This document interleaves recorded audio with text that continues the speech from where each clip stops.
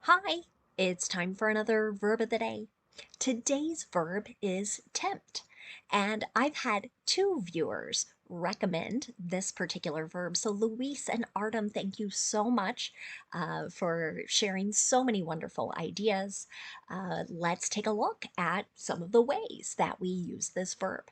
The first way you might encounter the verb tempt means to entice or to attempt to entice someone to either do something that looks attractive but is either wrong or is not beneficial, or you might also be trying to get them to acquire something. Again, it might appear attractive, but it's either not the right thing to do or it is not beneficial.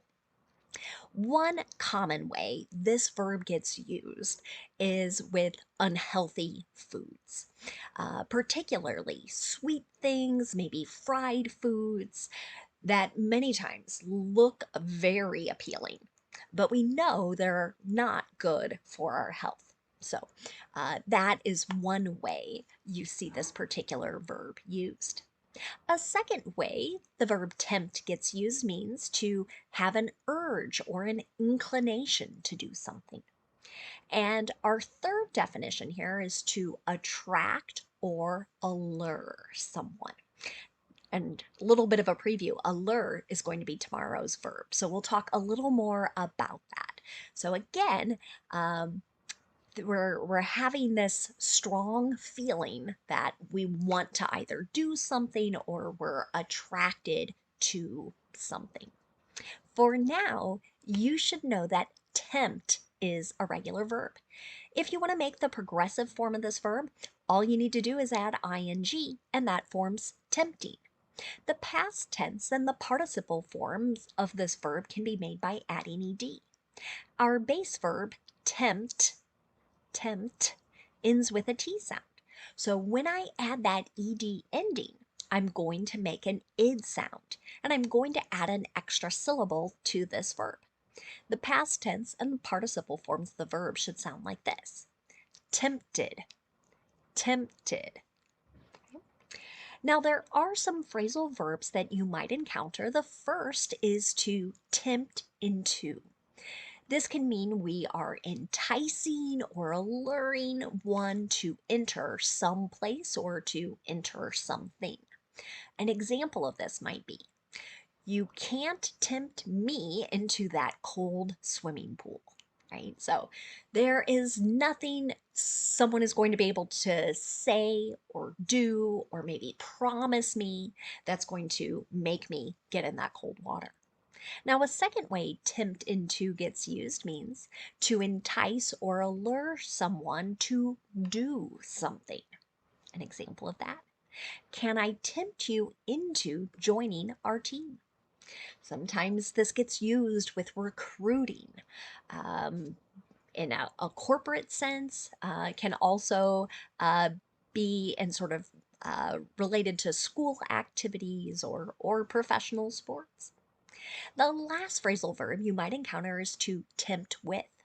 Again, our definition here includes some recent verbs of the day: to entice, or attract, or allure someone or an animal with something, right? So we're using something to get someone's attention or get them to do something.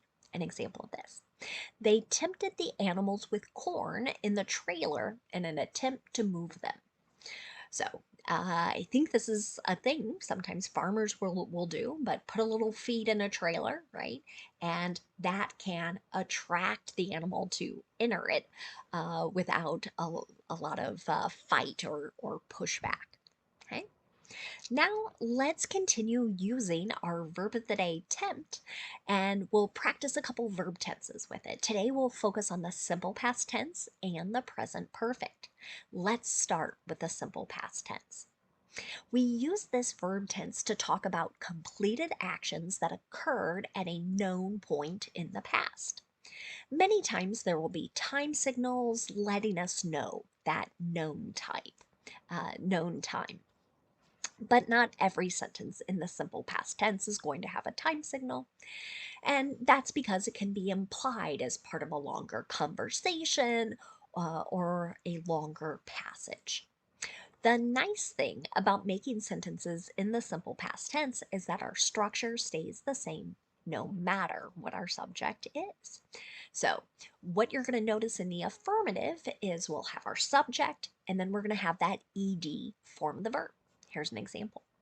Most plants in my garden tempted rabbits, raccoons, and deer this past summer. Right? So, kind of brought the animals there. This probably indicates that they started eating some of the leaves or vegetables that were growing. Now, if you want to make a negative simple past tense sentence, again, start with your subject, use did not, and then use the base verb. Notice I'm not using the ed form the verb here. The 5-year contract didn't tempt the player to switch teams. Again, we're kind of attempting here to entice someone to change their affiliation. Finally, let's look at making a yes or no question in the simple past tense. To do this, start with did, then you're going to have your subject, and then the base verb. Here's another example. Did the marketing campaign tempt consumers' taste buds? So, again, did we get them to act? Did we get them to buy the product? Now let's move on and talk a little bit about the present perfect. We can use this verb tense to describe actions that started in the past and continue into the present. We can also use it to talk about actions that occurred in the past at an indefinite time. So here we don't know when exactly. Could have been yesterday, could have been 5 years ago, and that just might not matter. Okay? Now, when we make sentences in the present perfect, we need to pay attention to our subject. If our subject is I, you, we, or they, use have and then the participle form the verb. If the subject is he, she, or it, you're going to use has and then the participle form the verb. You can see that in my example sentence. The Samsung phone has tempted Apple fans to change sides. I saw an article written by someone who kind of specializes in reporting on technology. And they were noting many people are very loyal to their particular type. But there's been a recent one that's made that has features, I should say, that have made people go, maybe I should consider switching from iPhones to Samsung. Now, let's take a look at a negative present perfect sentence. Again, we always pay attention to our subject. And if our subject is I, you, we, or they, we're going to use have not or the contraction haven't, and then the participle form the verb. And then if the subject is he, she, or it, we'll use has not and the participle, or hasn't and the participle. Here's another example. The limited job opportunities haven't tempted her to return to her small town. This is something I hear quite often from people who want younger people to move to more rural areas, but there just aren't enough things that are attracting or enticing people to make that their home. Finally, if you want to make a yes or no question in the present perfect, start with have or has, then you're going to have your subject, and then the participle form of the verb. Here's our last example.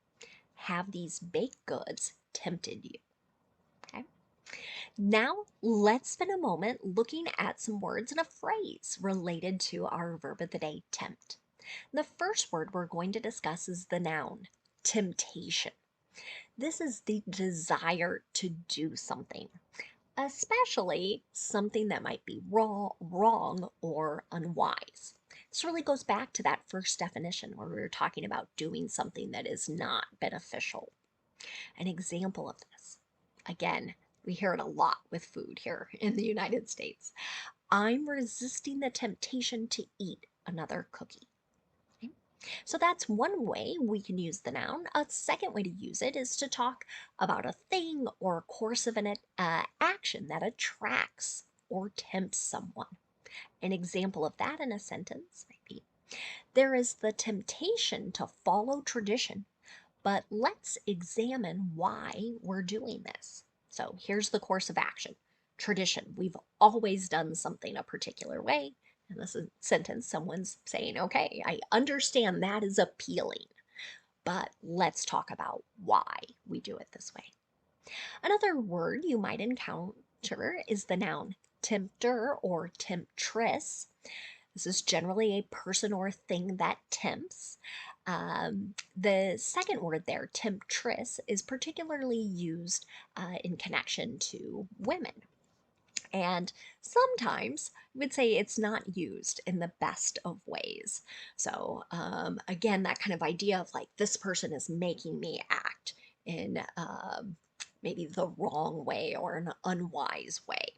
So, I might be careful using it, but you still might hear other people use it or see it used in literature. So, let's take a look at this. Most Christians think of the devil as the ultimate tempter. And I will say that's another place where you might encounter either this verb or other forms. So, religion talks about this a lot. Again, with that idea of like we're all sort of attracted to maybe doing something that isn't morally correct. One more phrase for us to discuss today, then it's the phrase to tempt fate. When people use this, what they're doing is talking about someone doing something that is either risky or dangerous.